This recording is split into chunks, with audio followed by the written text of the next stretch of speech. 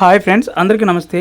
AP రాష్ట్ర వ్యాప్తంగా అన్నదాత సుఖీభవ పథకానికి సంబంధించి ఒక బిగ్ అప్డేట్ అయితే వచ్చింది ఫ్రెండ్స్. ఈ అన్నదాత సుఖీభవ డబ్బులు అయితే ఎప్పుడో అకౌంట్లో జమ చేస్తారో, ఎప్పటి నుంచి అయితే జమ చేస్తారో, ఎవరు అర్హులుగా ఉన్నారో ఈ వీడియోలో తెలుసుకుందాం. ఫస్ట్ టైం కనుక నా ఛానల్ చూసినట్లయితే లైక్ చేయండి, సబ్స్క్రైబ్ చేయండి and me friends and family మెంబర్స్కి షేర్ చేయండి. ఏపీ ప్రభుత్వం మరో పథకం అమలుకు సిద్ధమైంది. ఇప్పటికే తల్లికి వందనం అమలు చేయడంతో ఇక రైతులకు ఇచ్చిన హామీ అన్నదాత సుఖీభవ పైన ఫోకస్ చేసింది. కేంద్రం అమలు చేస్తున్న పీఎం కిసాన్తో పాటుగా ఈ పథకం అమలు చేయాలని ప్రభుత్వం అయితే నిర్ణయించింది. కేంద్రం పీఎం కిసాన్ ప్రతి ఏటా 3 సార్లు రైతుల ఖాతాలో నిధులు జమ చేస్తుంది. అదే సమయంలో ఏపీ ప్రభుత్వం 3 విడతలుగా అన్నదాత సుఖీభవ పథకానికి సంబంధించి నిధులు విడుదల చేయనుంది. అర్హుల జాబితాపై తుది కసరత్తు చేస్తుంది ప్రభుత్వం. తొలి విడత నిధులు విడుదలకు ముహూర్తం అయితే ఖరారు చేసింది. ఖాతాల్లో నిధులు ఎప్పుడు జమ చేస్తారో ఇప్పుడు తెలుసుకుందాం. తొలుత పీఎం కిసాన్తో పాటుగా ఈ నెల 20వ తేదీన తొలి విడత అన్నదాత సుఖీభవ నిధులు విడుదల చేయాలని ఏపీ ప్రభుత్వం నిర్ణయించింది. అయితే పీఎం కిసాన్ నిధులు విడుదల వాయిదా పడింది. దీంతో ఏపీ ప్రభుత్వం సైతం నిధులు విడుదల చేయలేదు. కాగా ఈ నెల 30న పీఎం కిసాన్ నిధులు విడుదలకు కేంద్రం ముహూర్తం ఖరారు చేసినట్లయితే సమాచారం అందింది. అదే రోజున ఏపీ ప్రభుత్వం అన్నదాత సుఖీభవ తొలి విడత నిధులు విడుదలకు నిర్ణయించినట్లు అధికార వర్గాలైతే సమాచారం చెప్పాయి. దీనిపైన ప్రభుత్వం నుంచి అధికారిక నిర్ణయం అయితే ఇంకా రావాల్సి అయితే ఉంది. ఇక ఇప్పటికే పథకానికి అర్హులైన రైతుల జాబితాను ప్రభుత్వం అయితే సిద్ధం చేస్తుంది.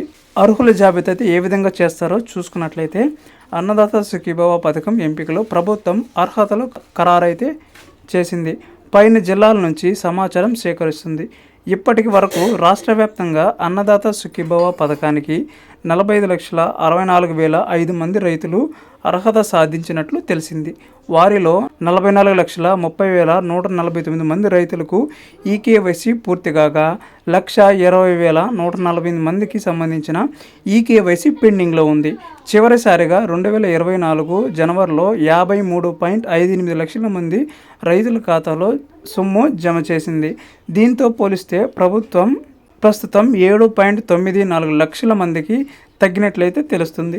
సాంకేతిక సమస్యలు, రెవెన్యూ చిక్కులు ఎదుర్కోవడంతో లక్షలాది మంది రైతులు వివరాలు పెండింగ్లో ఉన్నట్లు సమాచారం. గత వైసీపీ ప్రభుత్వంలో చేపట్టిన భూ సమగ్ర సర్వే సందర్భంగా అనేక భూ సమస్యలు తలెత్తాయి. అవి ఇప్పటికీ అపరిష్కరంగానే ఉండడంతో అన్నదాత సుఖీభవ దరఖాస్తు చేసేందుకు ఆటంకంగా మారింది.